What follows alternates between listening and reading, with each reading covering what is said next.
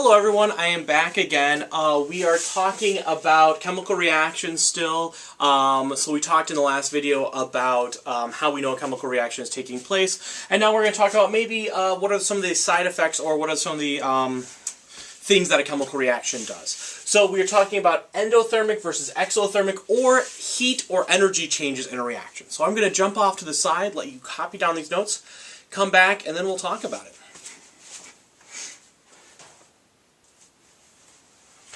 Alright, hopefully that was enough time. Hopefully you paused it, because it probably wasn't if you didn't.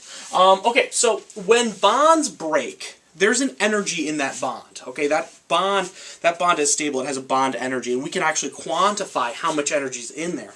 And we'll do all of that many units down the road. But we can quantify how much energy is in that bond. That bond has energy. And when that bond breaks, when that bond disappears, energy is released. That energy has to go somewhere, right? The amount of energy in the universe is constant. So we don't just, the energy just doesn't disappear. Sorry, let me get rid of those. The energy just doesn't disappear. It has to go somewhere. And we see that as exothermic.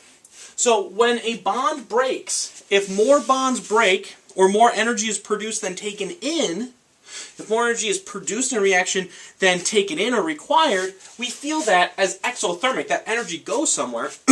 Excuse me. It goes into the reaction vessel, it goes into the air, it goes into the surroundings, and when you touch it, it gets hot. You feel it. It goes into you as temperature. So if I break more energetic bonds than I form, then it gets hot, and we feel it as heat. Fire is a great example of this. Now, forming bonds takes energy. So it's the exact opposite. If we said that breaking a bond releases energy into the atmosphere, or into the world, into the surroundings, I guess I should say, forming a bond takes energy. Okay, there's a certain amount of energy in that bond, and that energy has to come from somewhere. And that energy comes from the surroundings. So, if more energy is taken in, if I'm forming more bonds than I'm breaking, or rather if I require more energy in forming bonds than I'm breaking, then it's endothermic. It feels cold. Now, not every bond's the same. We know this. Different bonds between different molecules are different. So every bond is unique between the different elements. That means each bond requires or gives up different amounts of energy. So you can't say, oh, I broke 4 bonds there and formed 3 here, so I have a 1 bond excess energy. It doesn't work like that. Each bond is different.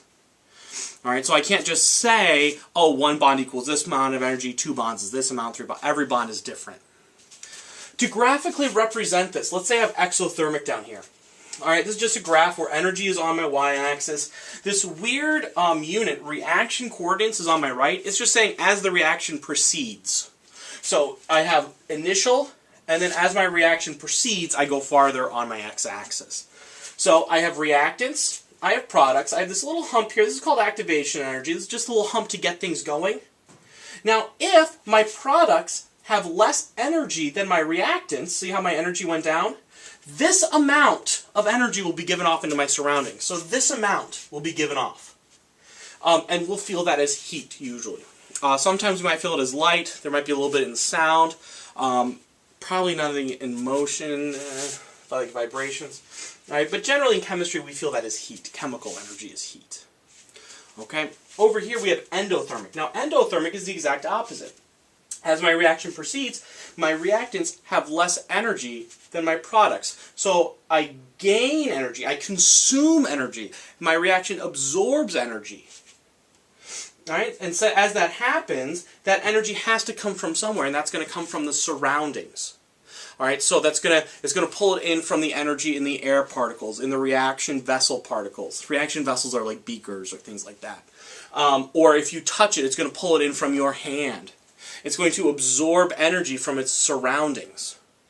Alright, so it should not shock you too much to realize that endothermic reactions don't do well at very cold temperatures.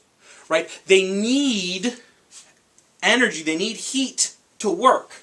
So endothermic tends to do better at higher temperatures, and exo is the opposite. Exo tends to do better at lower temperatures because it's very easy to give off its excess energy. Okay, so hopefully that cleared some things up. That's exo versus endothermic, which is really kind of the important part of chemistry, because how can we take reactions and make them do something that we want them to do? Alright, I will see you in another video.